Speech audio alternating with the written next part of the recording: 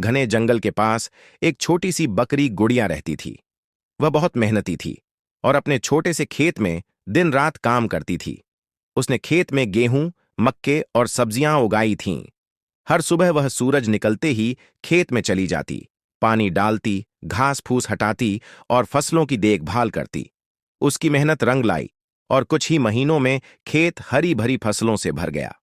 जंगली सुअरों का हमला एक दिन रात को जब गुड़िया अपने घर में आराम कर रही थी, तभी अचानक खेत से अजीब सी आवाजें आने लगीं।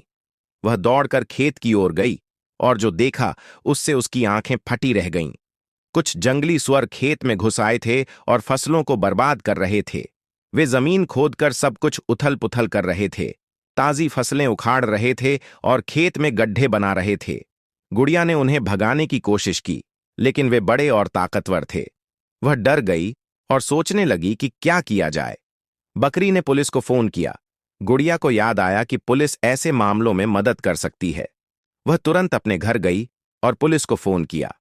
उसने बताया कि जंगली स्वर उसकी मेहनत की फसल को नष्ट कर रहे हैं और उसे तुरंत मदद चाहिए। पुलिस की कार्रवाई कुछ ही देर में पुलिस और वन विभाग की टीम जीप में बैठकर वहां पहुंच गई। उनके पास जाल, पिंजरे और स्टिक थे।